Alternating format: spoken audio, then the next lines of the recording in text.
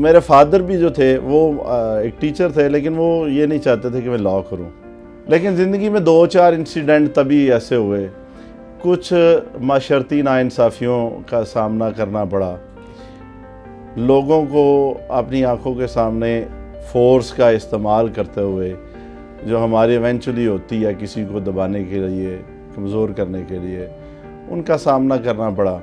ادھر سے میں نے یہ فیصلہ کیا، میں نے ڈیسائیڈ کیا کہ یہ چونکہ پاور اورینٹڈ سوسائٹی ہے، اب اس سوسائٹی میں آپ نے پاور کے بغیر ایگزسٹ نہیں کرنا.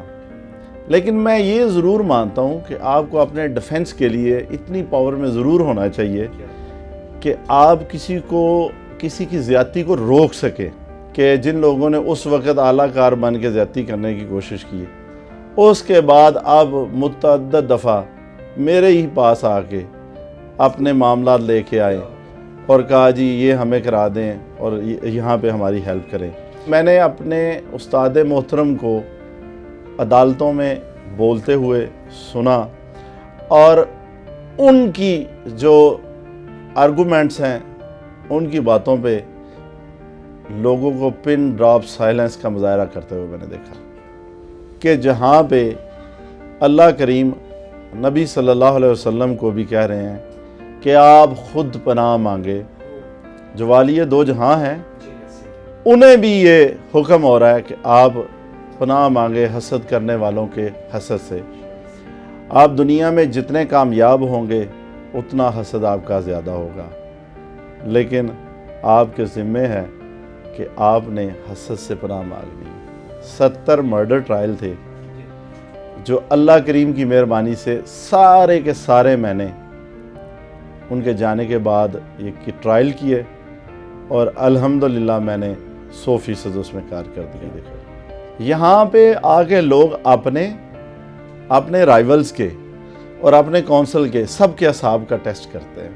90% وہ لوگ ہوتے ہیں جو انہوں نے کچھ نہ کچھ خرابی پیدا کی ہوتی ہے، اور وہ بات آ کے بالکل اسٹریٹ فارورڈلی آپ کو نہیں بتائیں گے کہ یہ اس طرح سے ہوا اور آپ ہمیں اس طرح کر دیں.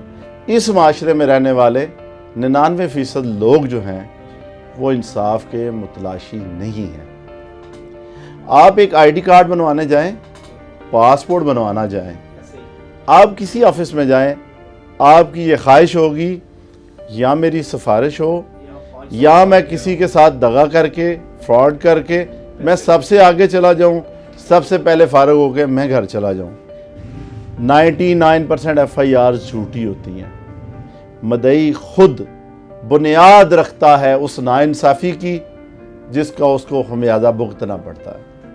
اب دنیا نے جو جدید میتھڈز اڈاپٹ کیے ہیں انویسٹیگیشن کے لیے، جب تک آپ وہ اڈاپٹ نہیں کریں گے اور جب تک قانون میں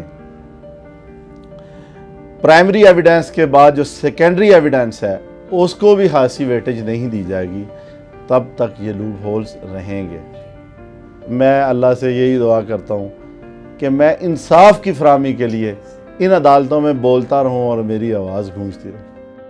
آج کی داستان ناظرین ایسے نوجوان کی ہے جو گریجویشن کر رہا تھا، تو اس پہ ایک پولیس مقابلے کا سیاسی پریشر کے ساتھ ایک مقدمہ درج ہوتا ہے. اسی چیز نے اس کی زندگی میں ایک ایسا جنون پیدا کر دیا کہ مجھے بھی اس دنیا میں پاور حاصل کرنی ہے، اور بجائے اس نے کسی اور راستے پر جانے کی وکالت کا انتخاب کیا. کیا ہے اس کی داستان، آئیے چل کے اسی سے جانتے ہیں.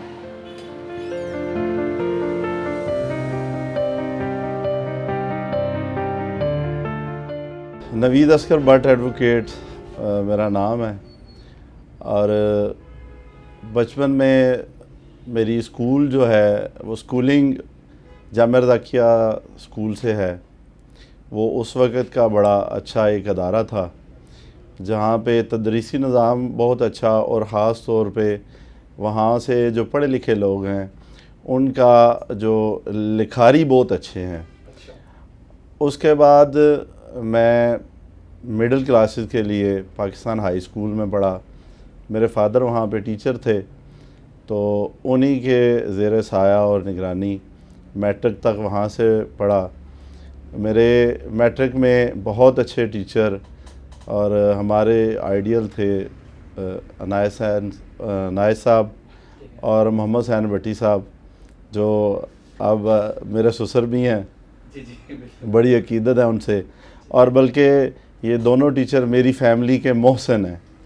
یہ وہ لوگ ہیں جن کی بدولت آج میں اور میرے بھائی، ہم پوری فیملی اپنے اپنے ڈپارٹمنٹس میں الحمدللہ کامیابی کے ساتھ اپنے رواں دواں ہیں، اور یہ میری فیملی کے محسن ہیں۔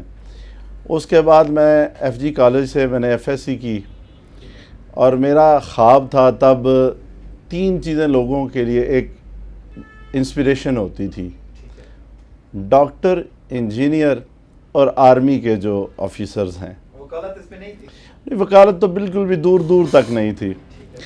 یہ آئیڈیل چیزیں ہوتی تھی تب کے۔ میں ایف ایس سی جب میں نے کی، میں نے آئی ایس ایس بھی کی، ایک اٹیمپٹ بھی لی، اور میری خواہش تھی کہ میں ایک آرمی آفیسر بن جاؤں۔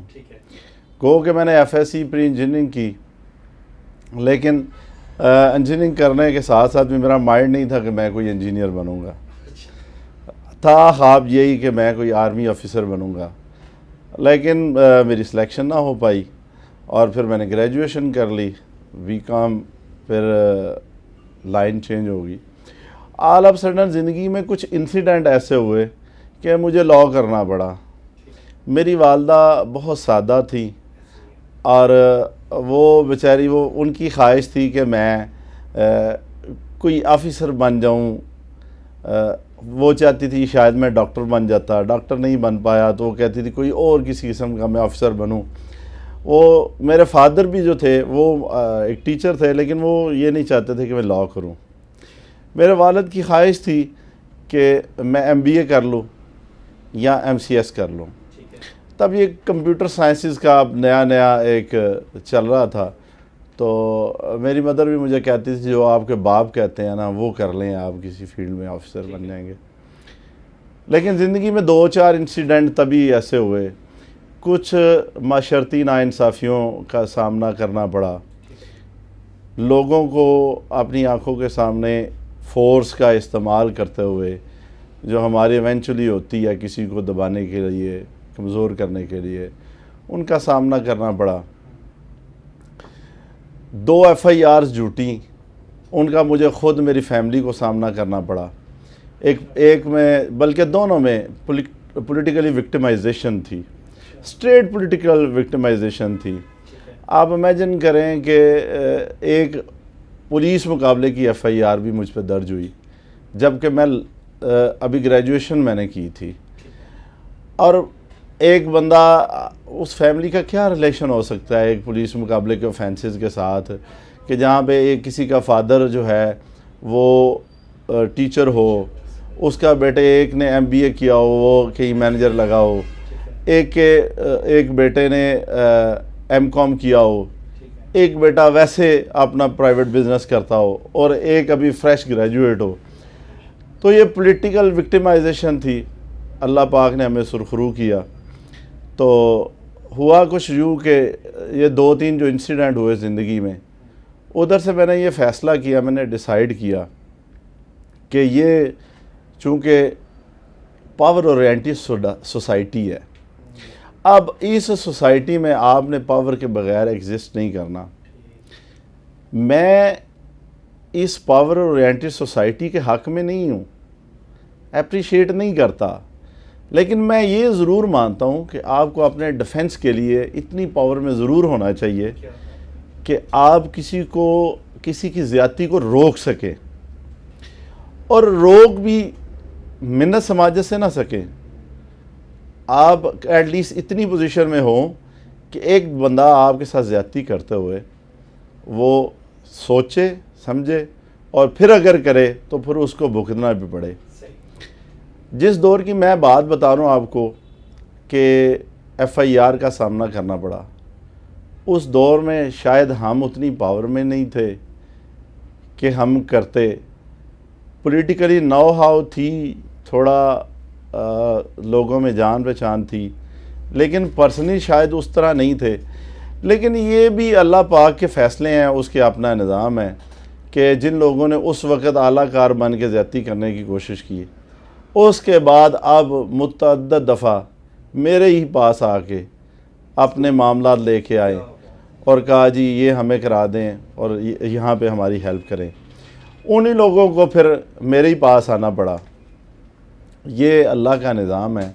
لیکن میرا اور اس کے علاوہ موٹیویشن کے لیے جو ہے، ایک میری موٹیویشن لا کرنے کی یہ تھی کہ اب بس ہو چکا، ہمیں اس ناؤ میں بہنے کے لیے تیراکی سیکھنی ہوگی. اور دوسری موٹیویشن، ایک میرے ابو جی کے کولیگ تھے ارشد صاحب، اسلامیہ اسکول میں پڑھاتے تھے. انہوں نے کہا کہ بیٹا آپ لا کریں. اور ایک میرا عزیز ہے، میرا دوست بھی ہے، میرا ریلیٹیو ہے، انجینئر سجید ذوالفقار بھٹی، وہ میرا کلاس فیلو بھی تھا، عزیز بھی تھا. اس نے مجھے بہت زیادہ موٹیویٹ کیا. اس نے موٹیویٹ یہ کیا، اس نے کہا کہ بھٹ صاحب اللہ نے آپ کو بولنے کی طاقت دی ہے، آپ کو ایک ووکل پرسن کے طور پہ اللہ پاک نے بنایا ہے. آپ بولڈ ہو، بول سکتے ہو، آپ کی یہ قوت گویائی بہت اچھی ہے، آپ کی ادائیگی بہت اچھی ہے، آپ کو یہ پروفیشن بہت سوٹ کرتا ہے. آپ دیکھیں کہ ایڈوکیسی یہ پروفیشن ہے کہ جہاں کہ آپ کو لا کا آنا اور اس کو پریزنٹ کرنا ضروری ہے. جہاں پہ آپ نالج رکھتے ہوں لیکن آپ پریزنٹ نہ کر سکتے ہوں، الفاظ آپ کا ساتھ نہ دیتے ہوں، آرگومنٹس آپ بیان نہ کر سکتے ہوں، تو آئی تھنک سو کہ آپ ایک ناکام لائر ہیں. آپ اس ملک میں رہ رہے ہیں، آپ کو اپنا کیس خود بنانا ہے، پریزنٹ کرنا ہے اور کنونس کرنا ہے. میرے اس بھائی نے مجھے یہ کہا، اور خاص طور پہ ارشد صاحب جو تھے، انہوں نے کہا کہ آپ کو اللہ پاک نے یہ کنونسنگ پاور بھی دی ہے. آپ اپنے آرگومنٹ سے کسی کو کنونس کر سکتے ہیں، اور آئی تھنک سو کہ آپ کو یہ پروفیشن اڈاپٹ کرنا چاہیے. تو میں نے لا میں پھر ایڈمیشن لیا لاہور میں، پاکستان لا کالج میں نے لا کیا 2005 سے 2008. اور اس ملک کے بڑے نام جو ہیں وہ ہمارے ٹیچر ہیں جن سے میں نے پڑھا. اور اپنے کالج میں 3rd ایئر میں جو میں 3rd پوزیشن ہولڈر ہوں الحمدللہ. اس کے بعد اللہ کا بڑا کرم ہوا کہ کچہری میں بھی میں بہت اچھی جگہ پہ آیا. جسٹس فاروق حیدر صاحب میرے سینئر ہیں، میرے استاد محترم ہیں. اور گجرات میں نے اپنی پریکٹس سٹارٹ کی. وہاں پہ ان سے میں نے بہت کچھ سیکھا. اور میں نے اپنے استاد محترم کو عدالتوں میں بولتے ہوئے سنا، اور ان کی جو آرگومنٹس ہیں، ان کی باتوں پہ لوگوں کو پن ڈراپ سائلنس کا مظاہرہ کرتے ہوئے میں نے دیکھا. اور اس لا کی فیلڈ میں آرگومنٹس کے حوالے سے وہ میرے آئیڈیل ہیں. میں نے ہمیشہ میری یہ ڈیزائر رہی، اور یہ میں دعا بھی کرتا ہوں اللہ تعالیٰ سے. ہمیشہ دعاؤں میں یہ مانگا میں نے کہ اللہ کریم میری آواز ان عدالتوں میں گونجتی رہے. اب جب میں ان کے ساتھ رہا، میں نے بہت کچھ سیکھا. کوئی شک نہیں کہ میرے استاد محترم ایک علم کا سمندر ہے اور بہت نالج والے، اور اللہ نے انہیں کنونسنگ پاور بہت دی تھی.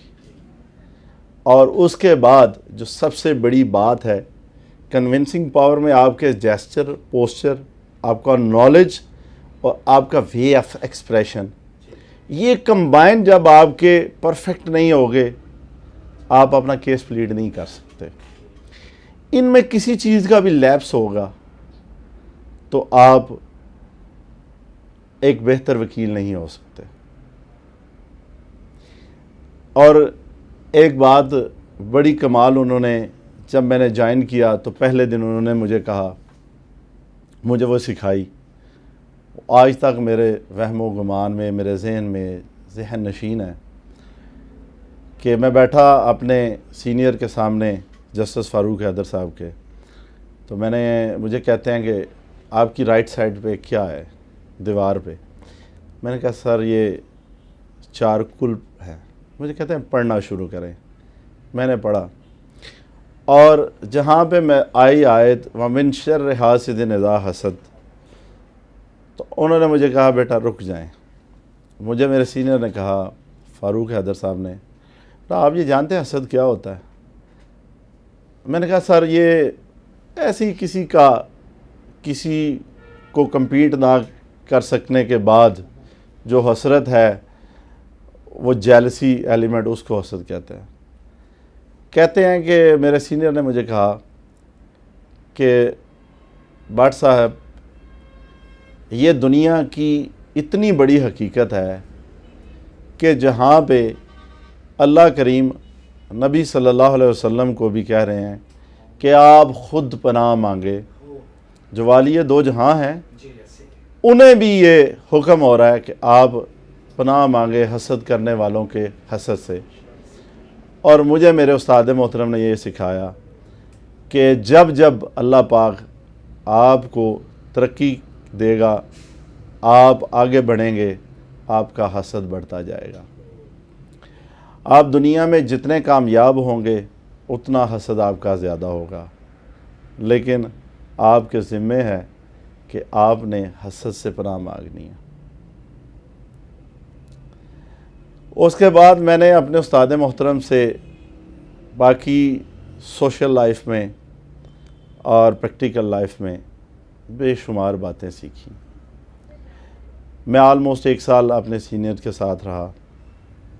اس کے بعد میرے لیے ایک بہت بڑا سنگ میل تھا کہ اس کچہری میں آ کے، جو میرا ہوم سٹیشن ہے، وہاں پہ آ کے اپنی پریکٹس کرنا اور چلانا۔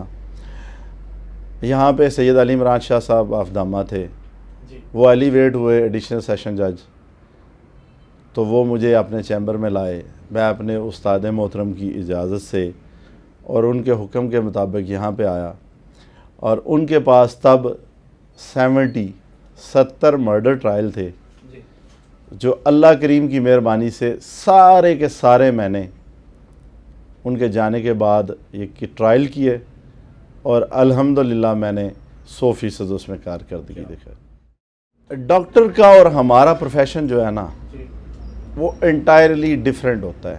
ٹھیک ہے۔ ڈاکٹر کے پاس بندے جاتے ہیں، وہ کہتے ہیں کہ ہم مصیبت میں ہیں، مصیبت میں ہیں، اور میڈیکلی ہم جو ہیں اس پوزیشن میں ہیں کہ ہم یہ نہیں پرفارم کر پا رہے، اور وہ نہیں، اور اذیت کا ہمیں سامنا ہے، تو آپ ہمیں اس سے نکالیں۔ وہ شاید اپنی بات ٹھیک بتاتے ہیں۔ ٹھیک ہے۔ لیکن یہاں پہ جو ہے ہماری پریکٹس کا، یہاں پہ ساری اعصاب کی جنگ ہے۔ یہاں پہ آ کے لوگ اپنے رائیولز کے اور اپنے کونسل کے سب کے اعصاب کا ٹیسٹ کرتے ہیں۔ میں ایک بات بتاؤں، شاید میں اس میں غلط ہوں، لیکن میری آبزرویشن ہے کہ 90% لوگ یہاں پہ شریف النفس اور سیدھے لوگ نہیں آتے۔ 90% وہ لوگ ہوتے ہیں جنہوں نے کچھ نہ کچھ خرابی پیدا کی ہوتی ہے، اور وہ بات آ کے بالکل اسٹریٹ فارورڈلی آپ کو نہیں بتائیں گے کہ یہ اس طرح سے ہوا اور آپ ہمیں اس طرح کر دیں۔ یہ نہیں ہوتا کہ ایک بندہ مرڈر کر کے آئے اور سیدھا آ کے کہہ دے میں نے کیا ہے اور یہ ساری داستان ہے، اور آپ جو اس کو ڈیل کریں۔ ایک مرڈر کیس میں نے یہاں پہ کیا، نور جمال گاؤں کا تھا۔ ایک خاتون نے اپنے خاوند کو مرڈر کیا 7 چھریوں کے وار کر کے۔ میں نے فائل کو پڑھا، وہ مجھے کسی کے ریفرنس سے آیا کہ یہ بالکل غریب اور مسکین لوگ ہیں، آپ نے فری آف کاسٹ کرنا ہے۔ میں نے اس کا کیس فری آف کاسٹ کیا اور اس کو بری بھی کروا دیا۔ وہ خاتون پریگننٹ تھی جب وہ جیل گئی، اور جیل میں اس کا بچہ ہوا، اور وہ بچے کے ساتھ آتی رہی۔ میں نے ایک دفعہ اس سے پوچھا کہ آپ نے یہ مرڈر کیوں کیا، کیسے کیا؟ آپ حیران ہوں گے کہ وہ مرد تو مرد، وہ عورت ہو کے اس نے مجھے بات نہیں بتائی. اس نے بات نہیں بتائی میں نے کیوں کیا اور کیسے کیا. وہ یہ بھی ماننے کے لیے تیار نہیں تھی، میں اس کا کونسل تھا، وہ یہ بھی ماننے کے لیے تیار نہیں تھی کہ میں نے ہی مرڈر کیا. لیکن آپ کو پتا تھا؟ ٹوٹل سٹوری میرے سامنے تھی، ریکارڈ میرے سامنے تھا، فائل مجھے ازبر تھی، میرے نالج میں تھا. لیکن وہ اپنی زبان سے ماننے کے لیے تیار نہیں تھی کہ میں نے اپنے ہسبینڈ کا مرڈر کیا. تو اس کا کیس میں نے پلیڈ کیا، وہ بری ہو گئی. آپ سب لوگ، ہمارا معاشرہ ہمیں کہتا ہے کہ جی اس انسٹیٹیوشن پہ بہت زیادہ انگلیاں اٹھتی ہیں. اس انسٹیٹیوشن کی تباہی میں میرا یہ ماننا ہے کہ ہمارا کرمنل جسٹس سسٹم فلاپ ہو گیا ہے، یہ تباہ ہو چکا ہے.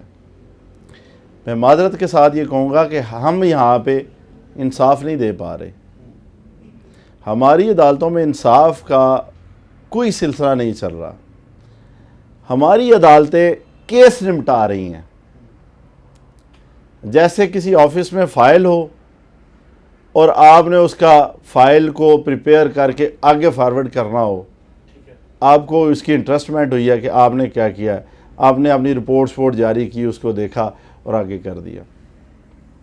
ہم لائر ہیں، ہمیں بھی پتہ ہوتا ہے کیس کی فیٹ کا اور اصل فیکٹس کا پتہ چل جاتا ہے. ہمیں لوگ نہ بھی بتائیں، ہمیں فیکٹس کا پتہ چل جاتا ہے اور کورٹ کو بھی چل جاتا ہے. لیکن مجبوری یہ ہوتی ہے عدالتوں کی کہ جو فائل ہوتی ہے، جو ڈاکومنٹس ہوتے ہیں، وہ ایک فیصلے کی زنجیر ہوتے ہیں، اور بلکہ فیصلے کے پاؤں کی زنجیر ہوتے ہیں. وہ آپ کو ڈیویٹ نہیں ہونے دیتے. یہاں پہ شاید کوئی 2% یا 5% ججز وہاں ہوں ہماری پنجاب جوڈیشری میں خاص طور پہ کہ جو فائل سے ہٹ کر ڈیسیژن کریں اور وہ یہ سوچتے ہوں کہ ہم نے just to meet up the justice ہم نے یہ کیس کا ڈیسائیڈ کرنا ہے. ہمارا کرمنل جسٹس سسٹم جو فلاپ ہے اس کی ملٹیپل ریزنز ہیں. میں اکثر لوگوں کو کہتا ہوں کہ آپ جو الزام تراشی کرتے ہیں کہ ہمیں انصاف نہیں ملا، آپ خود یہ فیصلہ کریں، اپنے ضمیر سے یہ فیصلہ کریں کہ آپ انصاف کے متلاشی ہیں یا نہیں. میرے خیال میں اس معاشرے میں رہنے والے 99% لوگ جو ہیں وہ انصاف کے متلاشی نہیں ہیں. آپ ایک آئی ڈی کارڈ بنوانے جائیں، پاسپورٹ بنوانا جائیں، آپ کسی آفس میں جائیں، آپ کی یہ خواہش ہوگی یا میری سفارش ہو یا میں کسی کے ساتھ دغا کر کے فراڈ کر کے میں سب سے آگے چلا جاؤں، سب سے پہلے فارغ ہو کے میں گھر چلا جاؤں. جب یہ آپ انصاف کے متلاشی نہیں ہوں گے، جب تک انصاف آپ کو کبھی فراہم نہیں ہوگا. 99% ایف آئی آر جھوٹی ہوتی ہیں. جھوٹی کس طرح ہوتی ہیں؟ اگر ایک بندہ کسی ایک شخص کو قتل کر دیتا ہے تو سب سے پہلے ایف آئی آر کا مدعی وہ بنتا ہے جس نے نہ وقوع دیکھا ہوتا ہے نہ اس سے ڈائریکٹ کوئی ریلیشن ہوتا ہے، وہ مدعی بنتا ہے. اور وہ لوگ گواہ ہوتے ہیں جو موقع پر موجود نہیں ہوتے. اور اس کے بعد آپ کسی ایک کو سزا دلوانے کی بجائے اس گھر کے، اس کنبے کے 10 فرد کو اذیت دینے کے لیے انوالو کرتے ہیں.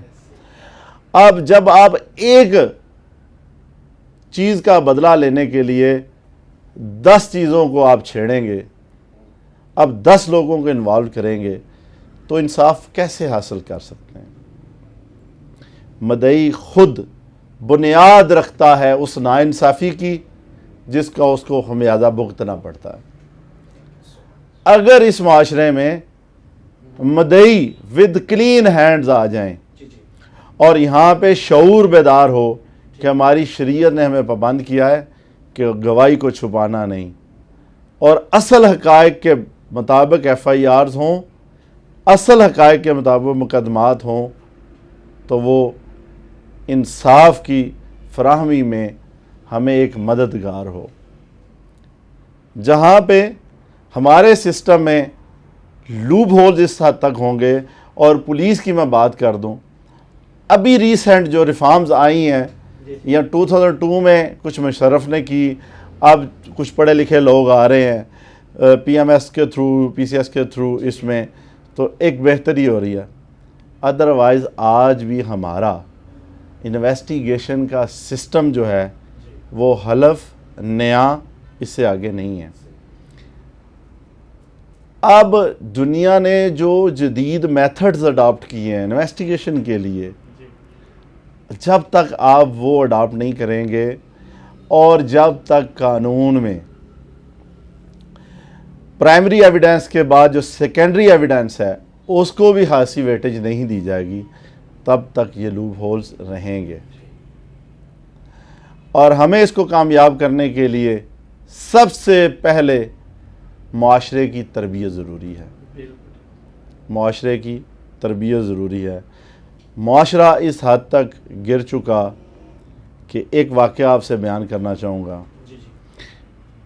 ایک دن ایک خاتون صبح صبح میرے آفس کے باہر بیٹھی, اس کے ساتھ اس کا میاں, انتہائی قسم پرسی کے ان کے حالات, گندے لباس ان کا اور پھٹے پرانے.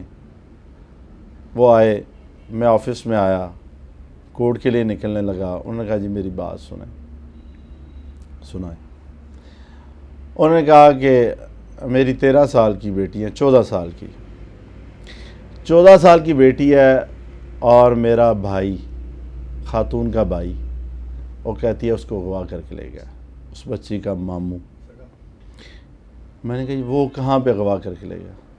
اس نے کہا وہ اغوا کر کے لے گیا, وہ ساتھ لے گیا, اس نے اس کے ساتھ تعلقات قائم کر لیے, اور اب وہ میری 14 سال کی بیٹی جو ہے وہ 6 ماہ سے پریگننٹ ہے.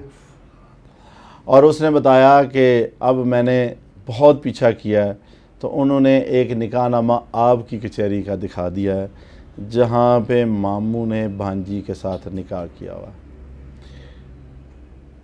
اور اس نے کہا کہ ہم دیکھ کچھ نہیں سکتے, آپ ہمارا کیس پلیڈ کریں.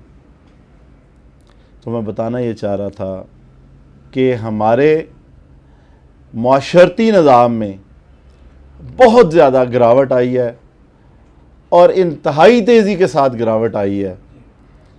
اس کو کمپیٹ کرنے کے لیے ہمیں خود انفرادی طور پہ کسی کو بلیم دیے بغیر درستگی کی ضرورت ہے. اور اپنے حوالے سے بات کروں تو مجھے جو میرے سجید ذوالفقار بھٹی دوست بھائی میرا, اس نے میرے بھائیوں, میرے سگے بھائیوں نے بھی یہی ڈیسائیڈ کیا کہ میں لاء کروں.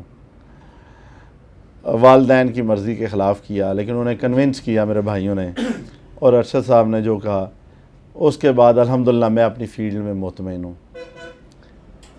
فیلڈ میں اپس اینڈ ڈاؤن آتے ہیں, لیکن الحمدللہ ثم الحمدللہ میں زندگی میں بھی مطمئن ہوں اور اپنی پریکٹس میں بھی مطمئن ہوں. ایک اچھا کیریئر میرے اپنے تئیں مجھے محسوس ہوتا ہے الحمدللہ. اس بار میں جہاں پہ میں بیٹھا ہوں اس نے مجھے عزت دی, میرے اللہ کا کرم ہوا. 2017 میں مجھے انہی پیار کرنے والے لوگوں نے سیکٹری بار کم عمری میں منتخب کیا. الحمدللہ میرے پاس اب 3 فیمیلز اور 3 میل میرے جونیئرز ہیں, وہ بھی ایک اچھی اور کامیاب زندگی گزار رہے ہیں. اور میں اس فیلڈ میں گو کہ عام طور پہ لوگ مطمئن نہیں ہوتے. ہماری 700 ممبرشپ ہیں, آلموسٹ 200 بندہ پریکٹس کر رہا ہے. 500 لوگ جو ہیں وہ اس ڈپارٹمنٹ کو چھوڑ کے جا کے اپنا بزنس کر چکے ہیں. لیکن یہ میرا پیشن ہے بولنا. میں کہتا ہوں کہ اکثر دوستوں میں مذاق بھی ہو اور سیریس میں بھی, میں کہتا ہوں کہ میں صرف بولنے کے پیسے لیتا ہوں. میں بولنے کے پیسے لیتا ہوں. اور یہ دوست کہتے ہیں میرا ڈائلاگ ہے, اور یہ میرا ڈائلاگ ہے کہ میں بولنے کے پیسے لیتا ہوں. اور الحمدللہ میں اللہ سے یہی دعا کرتا ہوں کہ میں انصاف کی فراہمی کے لیے ان عدالتوں میں بولتا رہوں اور میری آواز گونجتی رہے. اگلے ہفتے انشاءاللہ پھر ایک نئی داستان کے ساتھ حاضر ہوں گے. اپنے میزبان عرفان ادریس کو دیجیے اجازت. دیکھتے رہیے نیوز الرٹ گجرات.